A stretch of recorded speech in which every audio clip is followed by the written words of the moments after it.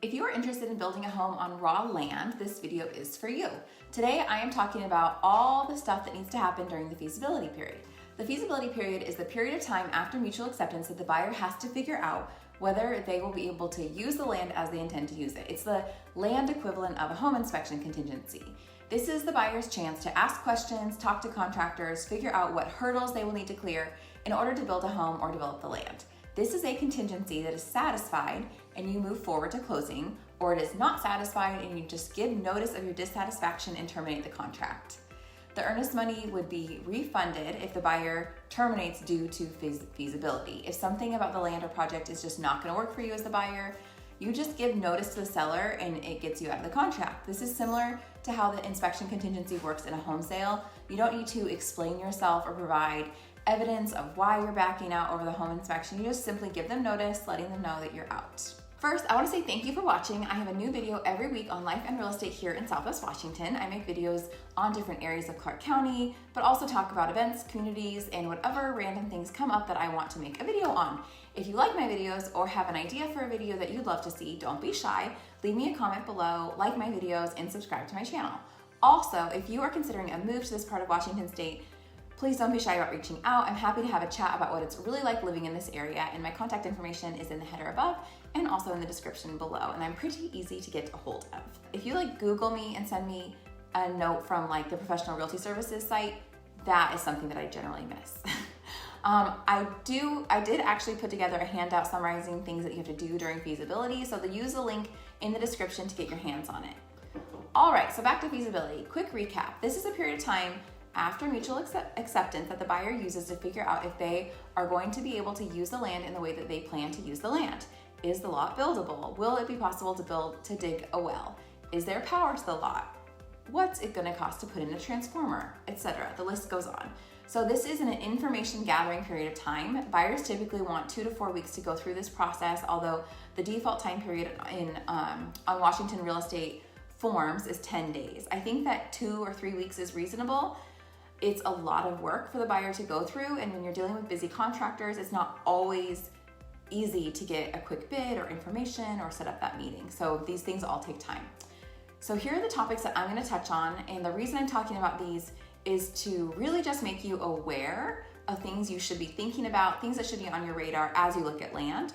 I'm going to go into some detail, but it's not like a very deep dive into each topic. I do consider myself an expert on selling vacant land, but I don't know everything about everything. I can guide you on the process and who you should talk to, but for liability reasons, I can never be the source of answers of a yes or a no to you, if that makes sense. So topics that I'm covering today: land development, septic, water, power, tax designation, internet availability, home designer, builder, and of course, the budget.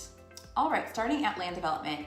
Is the lot in a pre-platted subdivision or is it raw land in a rural setting? If it's in a subdivision, then most of your feasibility should be pretty easy because as the land was developed, the developer already figured out how to get power, water, utilities, all of that to the lots. So you are not gonna need to hire a surveyor, or you're not gonna need to dig a well unless it's a community of really large parcels, like 1 or 5 acre lots.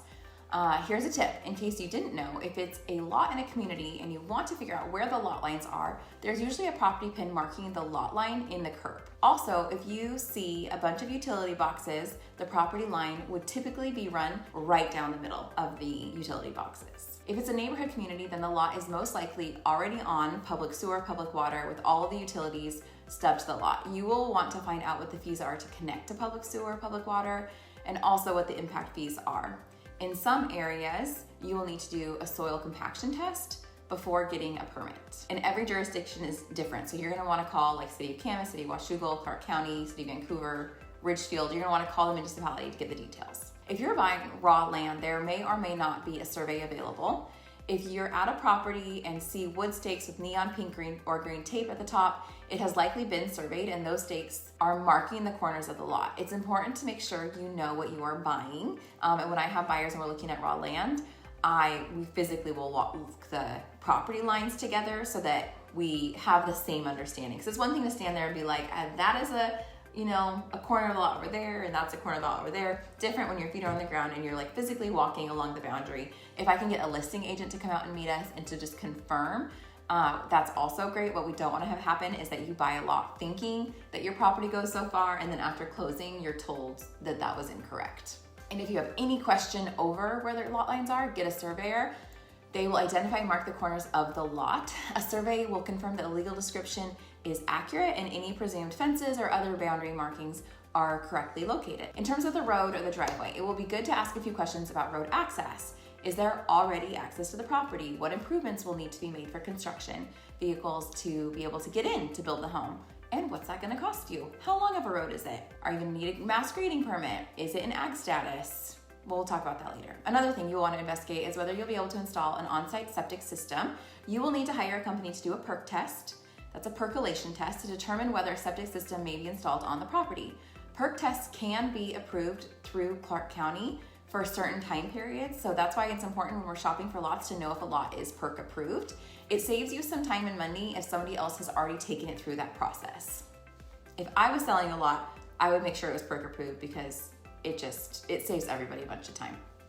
If there's an existing septic tank that is not in use, you can hire someone to do a purge test to determine whether there are any defects in the system. A purge test consists of introducing water into the system to determine whether the system is functioning properly. If public sewer is available, you will want to find out what it costs to connect to the sewer. Water. You're going to want to make sure you can get water to the lot. If there's an existing well, you can have a qualified professional do a water quality test to find out things such as if there is bacteria, lead, arsenic, nitrates, uranium, other things that you don't want in the water. Let's find out if those are in the water. You would also want to have a well flow test done to find out how many gallons per minute the well produces. If there is not a well, you will need to get a well company to bid drilling a well and have a witcher, also called a dowser, come out and help you locate where the well is going to go. You can call well drilling companies early in the process and ask them to look up the depth of the wells like surrounding the property to give you a ballpark of like, oh, looks like 5 out of 7 of your neighbors have a well that's 100 feet deep. That's helpful information. It's gonna help you give an idea of how deep your well is gonna be and also how much it might cost. If public water is available, you'll wanna find out what the municipality will charge for you to connect. Power. It will be important to find out if power is already to the lot. If it is, the next question is how close it is to your building site. Once you know where you wanna build, you can talk to an electrician about trenching and running a line to the building envelope. While you're figuring this part out, it would be good to also find out whether natural gas is available or if you want a propane tank instead. Tax designation. If the property is currently taxed at a reduced rate because of a special classification such as open space, agricultural, or forest land, and the buyer is to continue that use, the buyer will need to talk to the county about removing the property from agricultural status and putting it into residential use. So if you want to build a house on property that's in agricultural status, you need to remove it from ag status and put it into residential use. It doesn't always have to be the whole property. Like when we built our house, we had 4 acres in ag status and we just took out 1 acre for the building of the home. If you're removing anything from ag status, approval from the county will need to be obtained, and that will increase taxes. You may also have to pay back taxes, penalties, and interest if the use classification is changed or withdrawn at closing or in the future. If the property or part of the property is in timber tax, you may want to get evaluation of the timber or take a look at the timber management plan. You might find out that the trees are at the end of their cycle of growth and they need to be clear cut in the next year or two, and that might affect your decision if you want to buy the property. Creek and wetlands. Find out if any portion of the lot has a creek on it, as you will have a setback to consider when you're deciding where to site the house. If any part of the lot is designated wetland, this was also going to impact how you use the land where you put the house. Internet. This is an important one because a lot of lots are in a rural setting. You need to find out whether internet is going to be high speed. Is it going to be Xfinity, CenturyLink, or are you going to have to use satellite internet, and is that going to work for you? If you can figure out, even talking to neighbors, what your upload and download speeds are, save yourself some trouble during the feasibility period by doing that. All right, the most important part probably is figuring out whether you can build what you want to build within your budget, and that's going to require a conversation with both a home designer and a home builder. Between these two experts, you should be able to figure out the building requirements such as the setbacks, height limits, or restrictions on where buildings may be constructed on the property. You'll also want to understand what permitting fees are going to cost and how long it's going to take to get a building permit. Sometimes the length of time to build will be a factor to consider during feasibility. During the pandemic, building timeframes extended as builders encountered labor shortages, supply chain issues. I had a land deal that fell apart after a builder told the client that it was going to take 2 years to build what she wanted, which was not a typical home build, by the way, but she didn't want to wait for 2 years and decided to buy an existing home. So use this time to talk to your builder about expected cost per square foot for the level of finishes that you are wanting.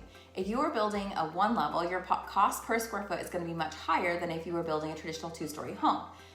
As a one level home has the same amount of roof and foundation, but less square footage. So your cost per square foot will always be higher. Once you know what your price per square foot estimate is in some of the major budget items like permitting, septic, well, impact fees, etc., you can reverse engineer how big of a house you can build. For example, let's say your budget is $1 million. You found a lot for $200,000. Between site development and fees, you have $700,000 left over to build. These are all just pretend numbers. This is not based on any sort of reality, just so you know.